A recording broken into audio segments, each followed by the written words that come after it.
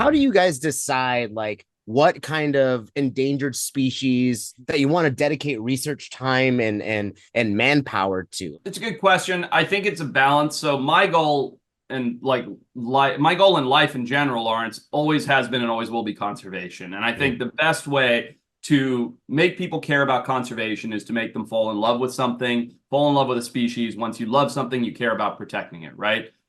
The best way to feature that is to feature these incredibly weird, cool, unique, bizarre creatures like the Japanese angel shark, which to me looks like something out of Avatar, right? It doesn't even look like a real animal. And so, Shark Week is so over-representative of tiger sharks and great white sharks and mako sharks and like the big guys with the teeth, and so underrepresentative of these incredibly cool, unique, special, weird, oftentimes smaller animals. And so my goal is to show like there's a lot more to sharks, 400 plus species of sharks than just big toothy critters, right? And so trying to make people care about those things, fall in love with them, and pushing the attention towards species that are critically endangered, like the Japanese angel shark, because if something isn't done, exposure isn't brought to them, protections aren't put in place, that species will cease to exist. It will be wiped off the planet. So it's just about making people care and drawing attention to these weird little critters that are on the edge of extinction, and then doing a really fun adventure and show and tell along the way of all the other animals that live in those ecosystems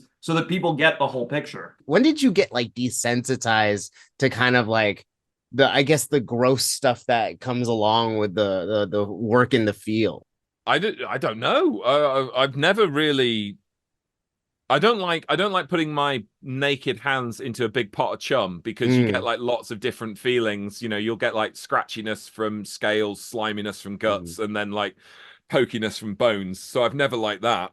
But I don't know. I mean, I've just worked with fish for so long, and you get so used to the smell, and I mean I've smelt smells that could turn you inside out, Sunshine. Honestly, you've not lived until you've smelt a dead sea anemone. That is a flavor that forget about putting hairs on your chest. It'll put hairs on your eyeballs. It is horrendous.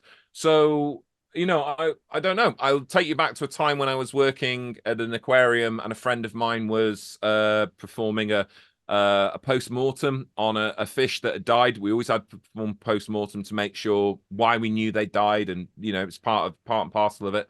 And so he's got this fish open, it's been dead a while, he's poking around on its insides, and I leaned over his shoulder, just casually eating a sandwich, just getting involved. He's like, "How are you doing that?" I'm like, well, I'm hungry." So like, so I don't know. I suppose it comes with the territory. But I mean, after one particular incident on this shoot, where I got a beard just full of chum, and I mean chunks in there, that did take a while to wash out. That was like 2 or 3 shampoos to get that out.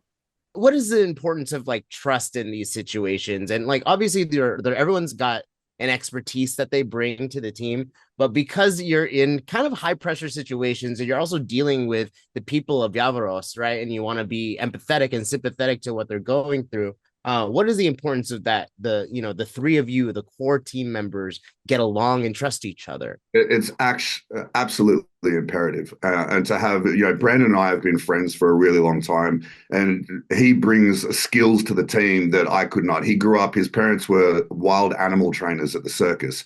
He grew up training lions and tigers and bears. And so his instincts in animal behavior when we're in the water and guiding us as to how to react to certain circumstances is invaluable. And then we also always try and have an actual shark scientist, if not marine biologist, on hand with us as well. And that's where Gador comes into it, and she provides us with the science behind it, and she has like a very intelligent way of looking at things. And then I'm just the dummy that they try and kill every year. But I think in this scenario, I come with the compassion because I've been through shark attack. I understand the fear that the community are going through, and we try and explore everything from every avenue to try and not just, put some faith back into the ocean in that community where all of their livelihood comes from, but try and teach them about the sharks as well so that they don't want to go out and kill this beautiful part of nature. just going out and killing that shark in the area doesn't mean there's not going to be another shark. If there's a great white moving through that area, that means it's a migratory route. And most of the sharks that are going either from the south or the north or whatever, where they're going to be coming through there in huge numbers. Yeah. And so just killing this one shark, it's not going to do anything. It's just another shark might turn up. They seem to think that it's this one rogue shark that's got a taste for human blood, but through science, we know that that doesn't really exist. And so it doesn't solve the problem. It gives them a false sense of security. And so we don't want that, because what if they kill the shark and then someone dies again? Then they kill more sharks and someone dies again. So why don't we find a solution that works for everyone and does work and stops people from getting killed? That's why we do it.